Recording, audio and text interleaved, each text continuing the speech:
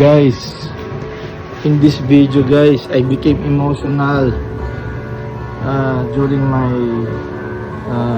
attendance in the graduation of my two daughters at the St. Peter the Apostle School, a Filipino Chinese school. They speak Mandarin here, guys. They speak Mandarin, they teach Mandarin to the students, and good mathematics and English. This is also a Catholic school which is run by priests and great good teachers. Guys, I became emotional because my daughter Chelsea, who graduated from kinder, will be grade 1, is joining her brother in Ateneo grade school in Diliman, Quezon City.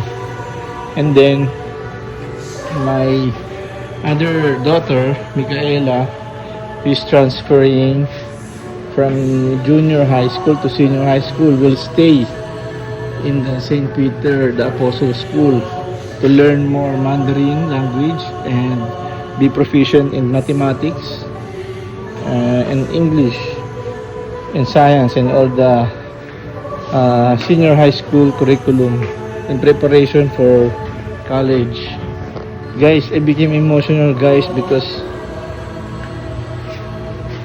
the alumni of the St. Peter the Apostle School, guys, the alumni, they're going to shoulder all the books of the senior high schools, incoming senior high school students this 2024, guys.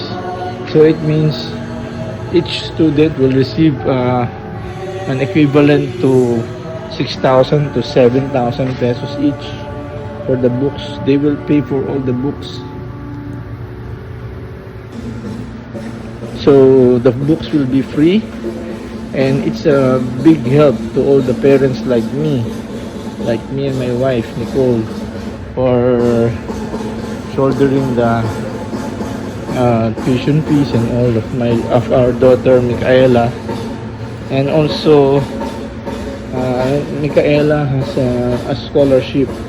She has 2 scholarships from PhilAm and from the DepEd, the Department of Education. So it's really a blessing. So we didn't think of transferring her yet until she graduated from senior high school to college.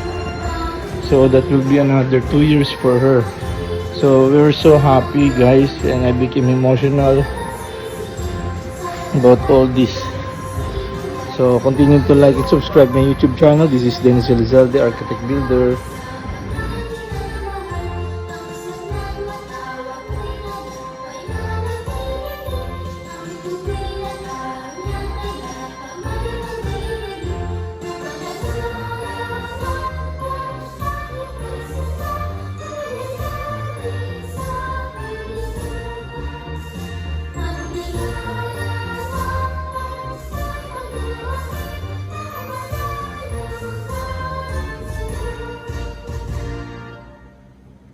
For Black empowerment, Malcolm X once said, "Education is the passport for the future. For tomorrow belongs to those who prepared for it today."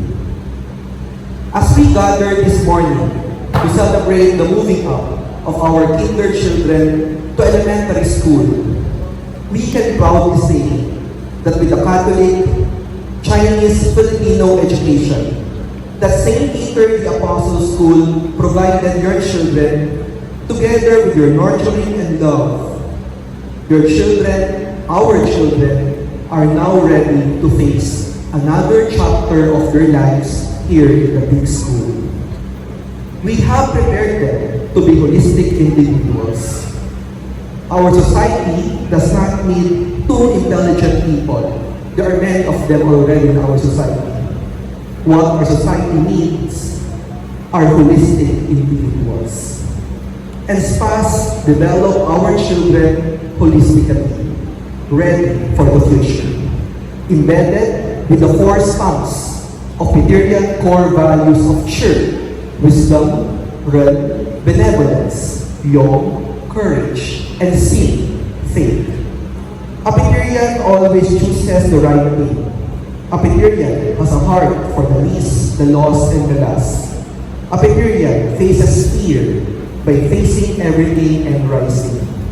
And Epicurean holds on to his or her faith that the known God holds the unknown future. Dear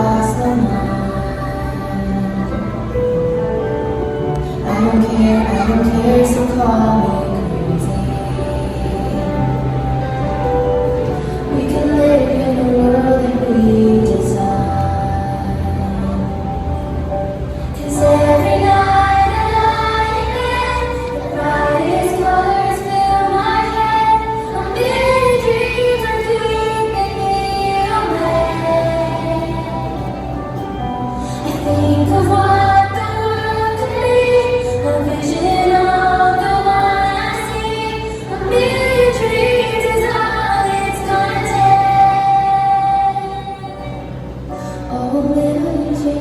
for the world we're gonna make.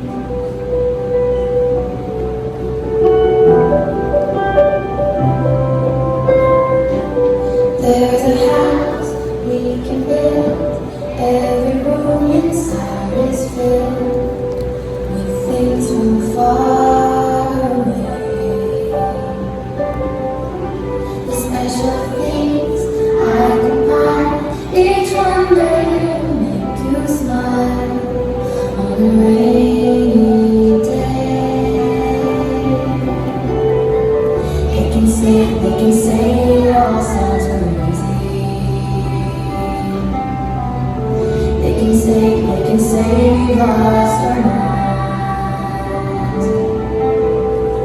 I don't care if the colors are crazy. Run away to the world that we desire. Every night the brightest colors fill my head. A million dreams are keeping me awake. I think of what the world could be, a vision of the one I see. A million dreams is all it's gonna take. Oh, a million dreams for the world we're gonna make. However big, however small, let me be a part of it all. Share your dreams with me. You may be right, you may be wrong, but say that you'll bring me along to the world you see, to the world I close my eyes to see. I close my eyes to see. Every night the brightest colors fill my head. A million dreams is all it's gonna take. I think of what the world can be, a vision of the one I see. A million dreams is all it's gonna take. A million dreams for the world we're gonna make.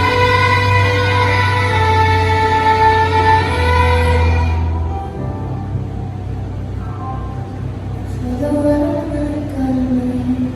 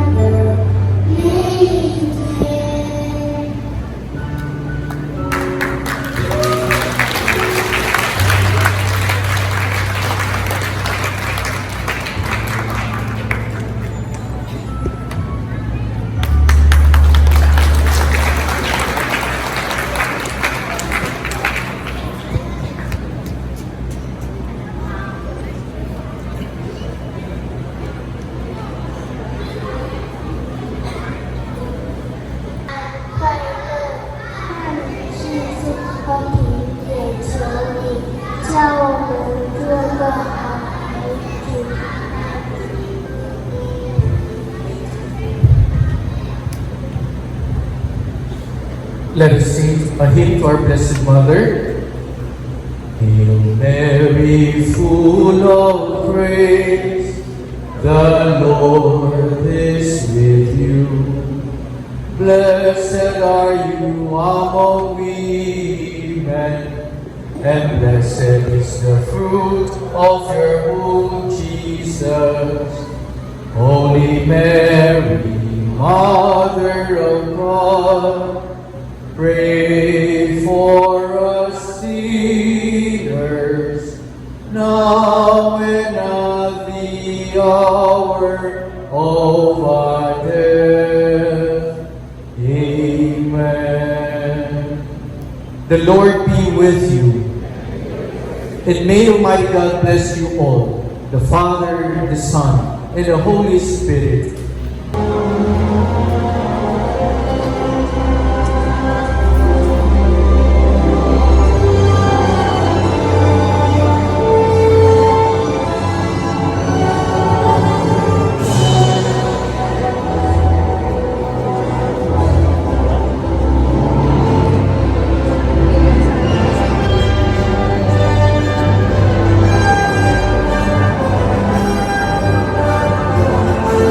The administrators of St. Peter the Apostle School.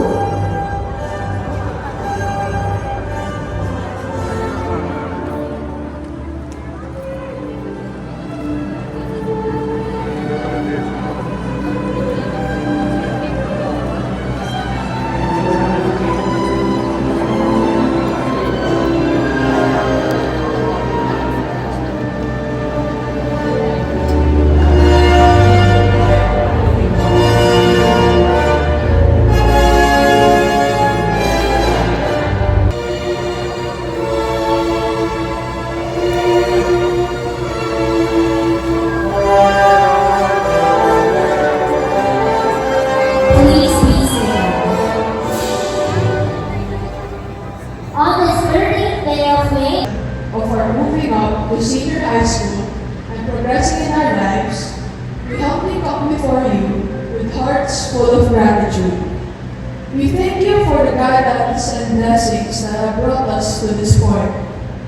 Grant us the wisdom to cherish the memories we've created, the kindness to share with our friends and family, the courage to embrace new challenges, and the strength to continue growing in mind, body, and spirit. Guide us that we may remain faithful to you always, no matter what challenges we face in our lives. We ask you, O Lord, to bless our school, St. Peter the Apostle, its personnel, our parents and guardians, so that everyone may go through their mission filled with your undying love. Bless this ceremony with joy and unity, and may it serve as a reminder of the potential within each of us to achieve greatness. We ask this through Christ our Lord. Amen.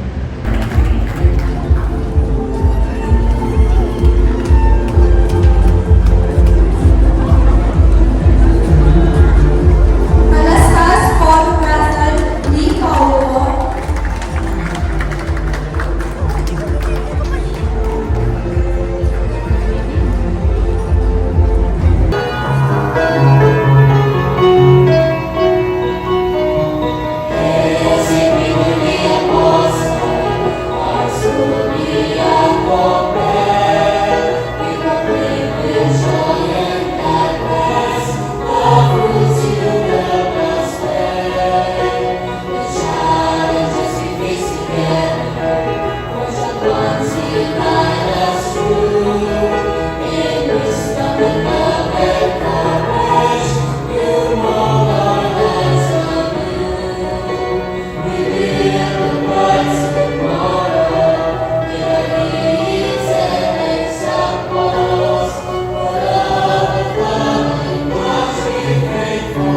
Educational Service Contracting or ESC certified school, offering government financial assistance through Private Education Assistance Committee or PEA to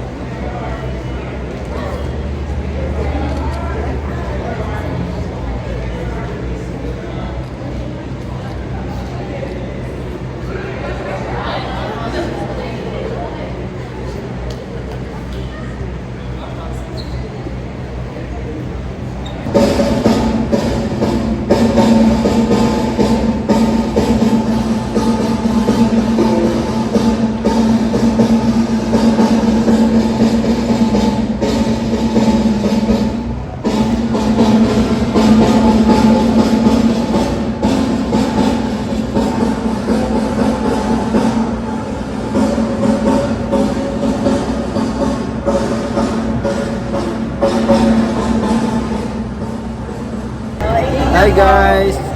Today is Michaela's graduation. Moving up from grade 10 to grade 11. She just finished the junior high school.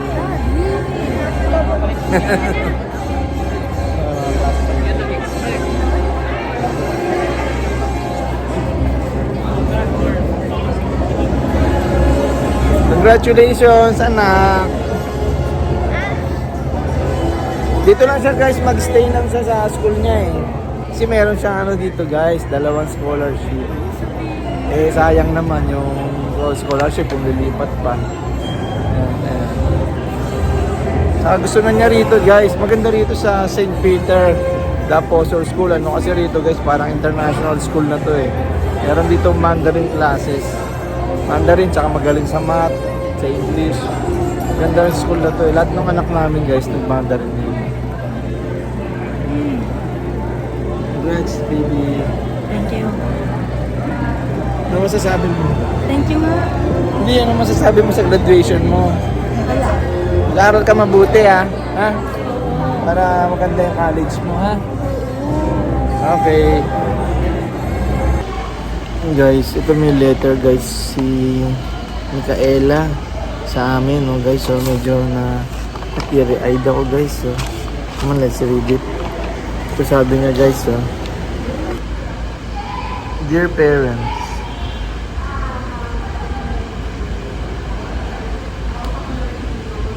I thank you for loving, supporting, and taking care of me. Having parents like you was the best thing of my life. Taking care of me was the hard thing to do, but you still taking care of me good and excellent. I pray for you guys to work safely and don't stress yourself for overwork, even though working can help our family to buy food and to eat. I try to be a good daughter even though I'm already so mabait, but my achievements were not enough because I keep failing for it. I'm so sorry for disappoint or shame our family for having a failure daughter. From your lovely daughter.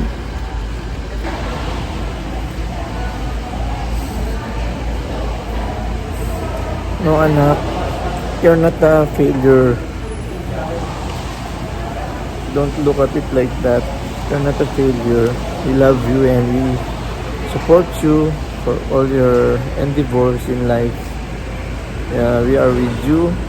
We are supporting you in all your challenges and your dreams to come to reality. Okay, Micah. Hi guys, so we're having a celebration of our kids' graduation. Not take this though.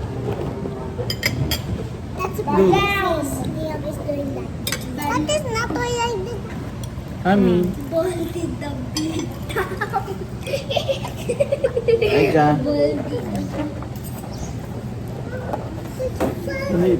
Put it down yan.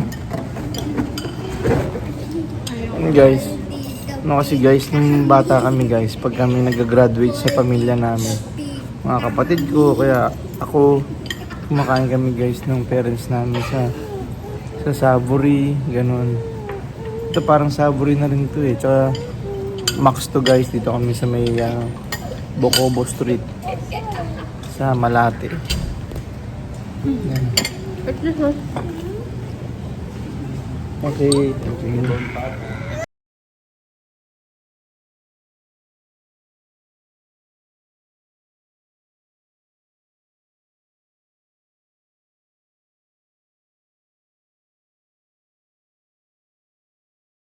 Of the Father, the Son, the Holy Spirit. Amen. Dear Lord, thank you for the food on the table. Thank you for the God, mighty blessing upon us. Bless you, Lord, cooking together with the peace and salvation. May this food nourish our bodies. Thank you, Lord God, for the graduation of Ate Nika and Ate Kelsey and Ate Nika. Lord, even if Ate Nika is not with us, we know that she is satisfied with her schooling. And now, Kelsey just passed the entrance exam in Ateneo. And Ate Micah is going to be senior high school na. Ate Micah, congrats. Okay, thank you, thank you, Lord God. Amen. Say amen muna. Sit down, sit down. Say amen muna. What? Say amen. Amen. Oh, eat ka na nito ng proper food mo, dali.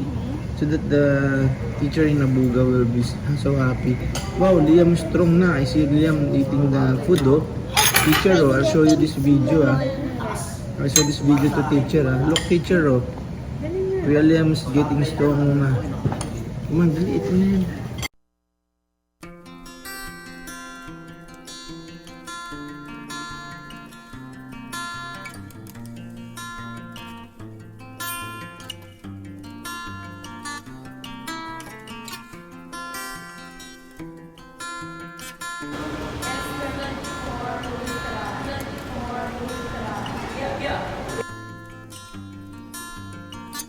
Oh, with the I